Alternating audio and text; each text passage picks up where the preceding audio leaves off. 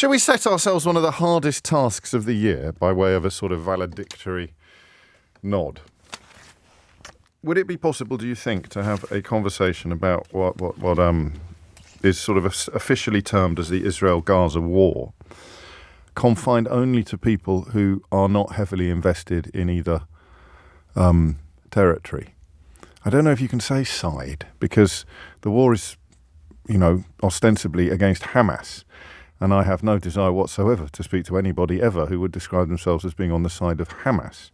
But the Palestinian people, everyone should be on their side, including Israelis, to be honest with you. So that's why the word war sometimes doesn't even seem to fit the circumstances.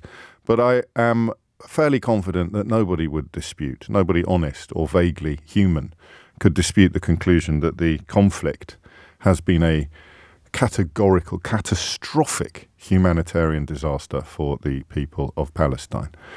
The terrorist atrocity of October the 7th was precisely that, an atrocity, a disgusting act of terror. But the minimum, I think, of 20,000 people who've died in the Gaza Strip since have to constitute a catastrophic humanitarian. Well, could you call it an atrocity as opposed to a disaster? And there already is one of the indications, one of the explanations of why this is such fraught territory. But do you think it would be possible to have a conversation about this that is confined to people who come at it with perhaps suddenly no preconditions or prejudices, but also not much knowledge? I ask you this because I've been struck in the last few weeks by the number of people. So I've been out and about with the book, which means I've been speaking to you outside the studio even more than I usually do. And the number of people who have complimented us on how we've done the issue, how we've done the subject, people from all corners of the conversation, but the number of people who've thanked me for bringing them up to speed, for actually helping them to understand the issue. So we sit here with a presumption, because at the very mention of the Middle East, or Israel in particular, historically our switchboard lights up. Historically, it lights up in both directions. People who think that the modern state of Israel has pursued policies in Gaza and the West Bank that are absolutely unjustifiable and intolerable, and equally with people who believe up to a point that the importance of protecting the modern state of Israel, of enforcing the security and indeed the existence of the modern state of Israel, justifies the extreme measures that are sometimes taken by the government to coin a phrase, protect its borders. So historically our phone lines light up with incredibly invested people, sometimes invested to the point of I don't want to say ignorance, because it's as if, well, we took a call, didn't we, I think last week, and someone held incredibly strong opinions in favour of Israel. We very politely pointed out that most of them were wrong or were not built on facts. And I said at the end of the interview, I said, you won't change your mind about any of this, will you? All of the things that you've offered up to us as justification for your convictions, you now know are not true, but your convictions will stay exactly the same. And to his credit, I suppose, he said, yes, I won't be changing any of my opinions at all. So that is what I mean by a sort of a corrosive loyalty, in that you turn off your ability to see and hear facts, never mind arguments, because the emotional connection with the cause runs so deep. And given how many people have mentioned to me that they have no connections or affiliations with either Israel or the Palestinian people, and have had to rely upon news coverage to come to a better understanding of the issues, I wonder whether we can have a conversation that is confined to you. It'll be tricky. I mean, in a way, I'm telling people who care the most about these subjects not to ring in. It makes life incredibly difficult for Eleanor and Roxy, because people will probably pretend to be, what's the word I'm looking for? Objective wouldn't be fair, because that suggests that other people are subjective, but just utterly neutral. That's the word I want. Well, it's not quite the word I want, because, as I say, everybody has to recognise that there's been a humanitarian disaster or atrocity in Gaza. But if you don't have a dog in the race, as it were, would you agree or disagree with the observation that this has also been a disaster for Israel? You sort of think of the need for allyship internationally and diplomatically. Imagine watching what's unfolded in the last couple of months from the point of view of not knowing much about what's going on, and also, of course, not seeing the full extent of the devastation in the Gaza Strip, but being aware of the numbers, being aware of the nature, if you like, of this bombardment. Another example yesterday of a place to which Palestinians had been urged to relocate in order to stay safe, just being bombed. Hospitals now are almost non-existent in that region.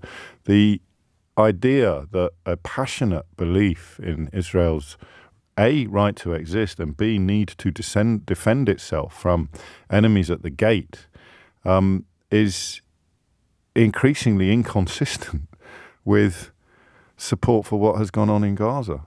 At least from where I'm sitting, it has been for some time, as you know. It's coming up to 10 minutes after 10. How does this look now to people who are not invested in the conflict? 0345 6060 973 is the number you need. How invested, how affected are you? What is your opinion of what has gone on?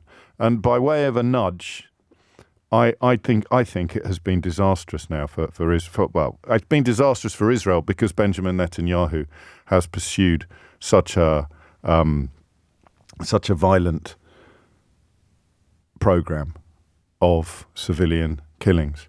I just my mind boggles at the scale of devastation, and I'm not even talking about the death toll. I'm talking about what will be left when this ends, because I think it's increasingly clear that it is going to end without any form of resolution. I think it was clear from the start that the idea of eradicating Hamas was fanciful, and the stated intention to rescue all the hostages was probably disingenuous.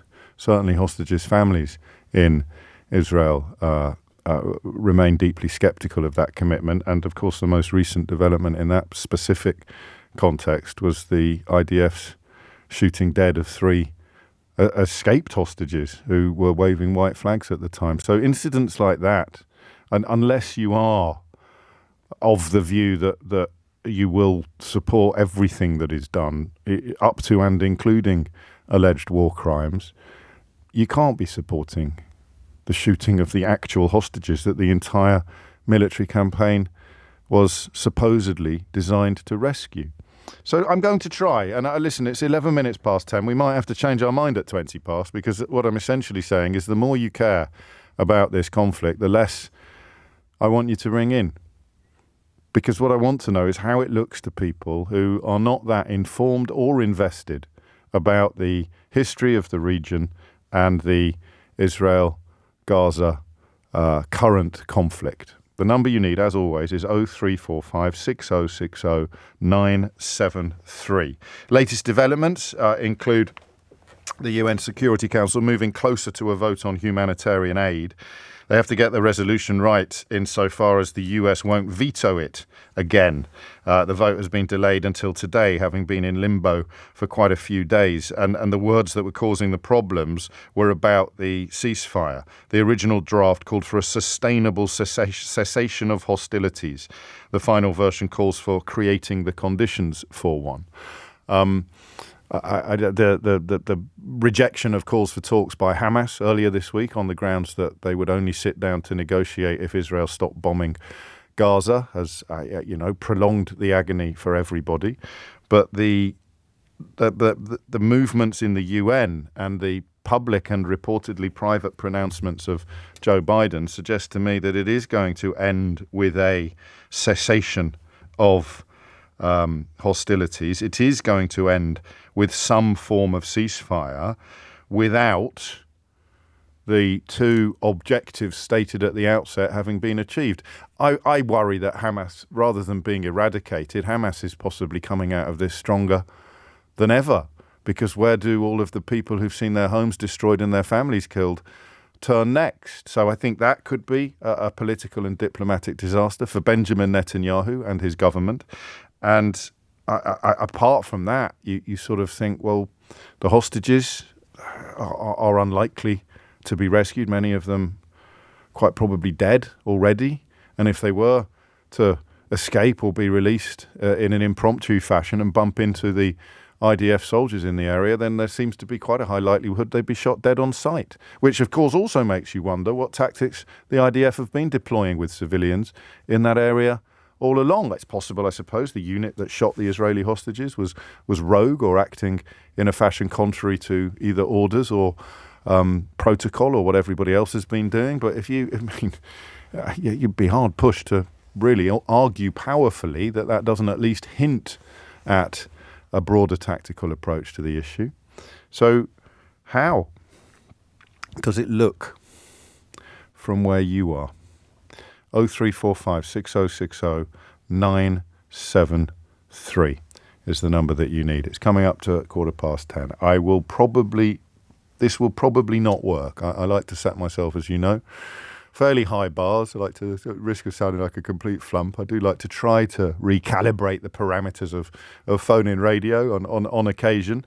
Telling people the more you care about a subject, the less welcome you are to contribute today is possibly a bridge too far. I hope not, because I really want to know what you, as someone who is neither invested nor especially informed about the context of this conflict. What do you think of the conflict? Is it possible that the humanitarian disaster in Gaza for the Palestinian people is going to be recorded by history alongside a political, diplomatic, and military disaster for the modern state of Israel?